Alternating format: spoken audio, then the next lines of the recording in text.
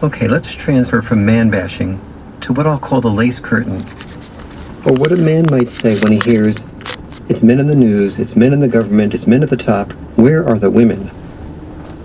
Start by imagining a woman named Caitlin, leaving the bridges of Madison County and feeling bored with her husband. It's been a long time since a Clint Eastwood type had courted and excited her, so she goes to bed restless. The following morning she reads about a housework study, saying that men expect their wives to pick up after them. Now she's wandering into the bedroom, and her husband's socks are on the floor. Who does he think she is? Caitlin had just experienced an attitude toward men that was generated first by the arts, in the film and novel Bridges, and the next morning by academia, which produced the housework study, the government because it funded it, the media which reported it, and the helping professions which interpreted it for the media. Caitlin's husband could feel her anger, and he responded by withdrawing. Unwittingly, the love between them was being contaminated by what I will be referring to as the lace curtain, the tendency of most major institutions to interpret gender issues from only a feminist perspective, or from a combination of feminist and female perspectives. Is it true, though, that the male point of view is not being represented? And if it is true, why hasn't the media reported it? Anyway, far more men than women are on the front pages. Doesn't this imply a bias in favor of men? What this brings us to is the paradox of the visible-invisible man. How can it be that men make the front pages more often, but men's underlying issues and internal stories don't? The process of climbing leadership's ladders that gets a man on the front pages requires a man to repress his fears, not to express his fears. So a man's external story is visible, but his internal story is invisible. Whether it's on the front page or the business page, we rarely read of a man's sorrow or the distance he might be feeling from his wife, or what's worrying him when he can't fall asleep. This is the paradox of the visible, invisible man. If women make the front pages less often, does this mean that women's issues make the front pages less often? No. One of the major functions of men who make the front pages is to protect women. So when the President and Congress unanimously pass male-only draft registration and a Violence Against Women Act, it is mostly men on the front pages, even though it's women that are being protected. Men are also on the front pages when they violate women's safety, whether on the level of O.J. Simpson or Clarence Thomas. We sometimes forget that those men on the front pages are also portrayed negatively much more often than women are. Let's go beyond the front page. The life or style or women's sections share women's internal stories. Her experience of divorce, her juggling act, even her frustration with the toilet seat being left up. The coverage is legal, it's emotional, we see statistics, we feel tears. Conversely, no section shares a man's personal feelings about losing his wife, his children, and losing his home after a divorce. We often refer to his problems from the perspective of the problems they create for a woman. For instance, he cheated on her, we say, or he got drunk and hit her. We don't read of the disappointed dreams that led him to disappear into a bottle. We read of the drama of her depression, but are more likely to read of the effect of his depression on her. Thus, we don't read long stories about his fears of remarriage, his life of quiet desperation, his thoughts of suicide, his story of what he feels like if he can't tuck away enough money for his children's education, or what he feels like if he wants to make love with his wife, but he fears he'll just be a bother, so he withdraws into a restless half-sleep. In brief, men's lives count only to the degree they are heroes who perform for us, or villains who disturb our peace, which can tell us a lot about why men become both heroes and villains to a greater degree than women. Women's lives count more for their own sake. A woman's pain is every talk show. Because of our dependency on men as saviors, when men fail, we treat them differently than when women fail. When a woman commits a crime, we're often told of the hardships of her childhood. With men, we're told of the victims of his crime. The question becomes, are women prevented from having their external stories told? Definitely not. Today, women are given scholarships and affirmative action to encourage them into the world of business and politics. But men are given neither, to encourage them into the world of home and family. Hearing women's internal stories without hearing men's made the world seem unfair to women. The irony was that because we didn't know men's stories were being left out, the more we heard from women, the more we thought we'd been neglecting women. So it soon became politically incorrect to interrupt women's flow. Women's stories became women's studies, not to be interrupted by men's studies. And graduates of women's studies courses soon controlled gender-related decisions in almost all large bureaucracies. The problem? Women with backgrounds in women's studies were not only uneducated about men, but they often saw men as the problem and women as the solution. The power of feminists to allow only a feminist perspective to be aired in every field that dealt with gender issues has a label. That label is the lace curtain, akin to the Iron Curtain. What the Iron Curtain did was to shut out opinions that were considered a threat to communism. The lace curtain shuts out opinions considered a threat to feminism. Communists achieved their power to censor by becoming the one-party system of Soviet politics. Feminists achieved their power by becoming the one-party system of gender politics. Feminists' power was the power to be the only acceptable source of interpretation when it comes to gender issues, thus in effect censoring other sources. Communists came into power by selling the belief that workers were exploited by capitalists. Feminists came into power by selling the belief that women were exploited by men. Both defined an enemy and sold themselves as the champion of the oppressed. Which institutions create the lace curtain? The major public universities, especially in the liberal arts. The school system, especially in public high schools. The government, especially at the national and UN level. The media, especially print and TV. The helping professions, especially social work. Advertising, particularly on TV. Book publishing, especially self-help and textbooks.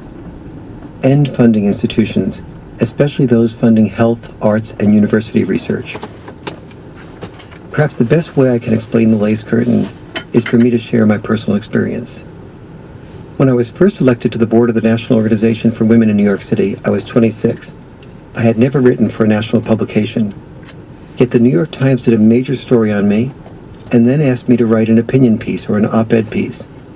They loved it, asked for a second. They loved it, asked for a third. As long as I was writing from a feminist perspective, the New York Times published everything I wrote. Once I began questioning the feminist perspective, it published nothing I wrote. The New York Times coverage led to the Today Show, where I was 3 times a guest. But once I began articulating men's perspectives, I was never invited back. I was beginning to notice a pattern. Then Phil Donahue contacted me. We really hit it off. After each show, he drove me personally to the airport. He'd call me at home with questions about his marriage. On the 7th show, though, something happened. I began to add men's perspectives. Suddenly, I wasn't invited back until years later. That was when my book, The Myth of Male Power, came out. That book was so much up Donahue's line that I was scheduled for an exclusive. Then something happened. The taping kept getting postponed. Now, during that same period, a Canadian show called. They felt enthusiastic at first also, and their show kept getting postponed. I pressed the Canadian producer for an explanation. He told me, well, we wanted a balanced show, so we called a couple of feminists, big names, to be on with you. Their response was, if you have this guy on, don't expect us to bring our next book to you. We'll take it to Oprah. Then there was the day that I questioned in public the statement that men earned $1 for each 70 cents earned by women. The other guest on the show was Gloria Steinem. I said, never married women often earn more than never married men because, and then Gloria, who had viewed me as an ally to that point, looked at the host Gary Collins as if to signal, cut.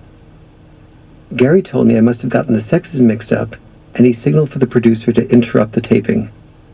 Off air, I explained to Gary that I meant what I said, but that I could see in Gary's and Gloria's faces that I had just turned the screw. Sure enough, the segment was never aired, and my status changed from regular guest to never being invited back. As for Gloria, she went from being a friend to never returning my calls. What I had believed was that the leaders like Gloria Steinem, were pioneers, and as pioneers they would be delighted to hear that women were succeeding. But what I had to face was a deeper fear, that some of my feminist colleagues might have an emotional investment in women's victimhood, an investment that went so deep as to prevent any discussion that might dilute women's victim status. Since my income came from feminist referrals, I felt scared. That fear turned out to be well-founded. My speaking engagements on college campuses were soon reduced to 5% of what they were, not 50%, but 5%. Okay, let's take a look at how the lace curtain works. I'll do 8 steps. Step 1 is by training feminists in women's studies programs. Feminists then become the only experts in gender issues in all the institutions that focus on gender questions. In the process, 3 other gender perspectives go unrepresented. The perspectives of non-traditional men who feel that both sexes' roles need changing, that's basically me. The perspectives of traditional women, and the perspectives of traditional men. The effect that this has is that almost every aspect of male-female relationships is studied and legislated from the feminist point of view. This gives feminist perspectives so much value the system buys more feminists. What do I mean by buys more feminists? That's step 2. Awarding feminists with careers, scholarships, honors. I'd estimate that the careers of about 500,000 women and some men are dependent upon their agreement with feminist ideology. As with communism, this creates a huge bureaucracy. Step 3 is defining 2-sex issues only from the woman's perspective. Thus we discuss domestic violence against women, but not against men. We study schools' neglect of our daughters, but not our sons. We define health issues as women's health, not the more than 30 neglected areas of men's health. Step 4 is creating victim data in order to catalyze victim power. Woman as victim catalyzes the protector instinct in all of us, leading us to create advantages for women, from affirmative action and scholarships to special legal defenses. This tempts feminists to ignore perspectives that are empathetic to men for fear of diluting this victim power. The 5th step in making the lace curtain work is making the problems that grow out of the traditional male role illegal while ignoring the problems that grow out of the traditional female role. For example, expanding the ability to prosecute rape, but ignoring false accusations of rape. A 6th step in creating the lace curtain is our neglect of men's issues. We don't even define men's issues. For example, we don't think of men's birth control very much. We don't think of the fact that 99% of executions are men as a men's issue. We don't look at male-only draft registration or men's health or false accusations of domestic violence or child molestation. These aren't defined in the public consciousness at all. A 7th step is putting at risk the careers of people who disagree with victim feminism. In both government and corporations, many people are afraid to say what I'm saying, even though they agree, because they know they'll hurt their career and they have families to support. And finally, step 8, men's silence. Without men's silence, the lace curtain would not exist. Men's silence makes us pretend the emperor has closed. One reflection of the power of the lace curtain is looking at how our daughters are being funded, even as our sons are being neglected. The Directory of Financial Aids for Women describes more than 1,700 funding programs set aside specifically for women. This represents billions of dollars in female-only financial aid, much of it paid for by taxpayers. There is no equivalent directory for men. This is despite the fact that men are now in the minority in college and doing worse in almost all high school subjects except math and science, that boys are dropping out, committing suicide, and suffering learning disabilities at much higher rates than girls. We'd expect special financial aid to be available to boys even more than to girls when we look at the larger picture. Not the case.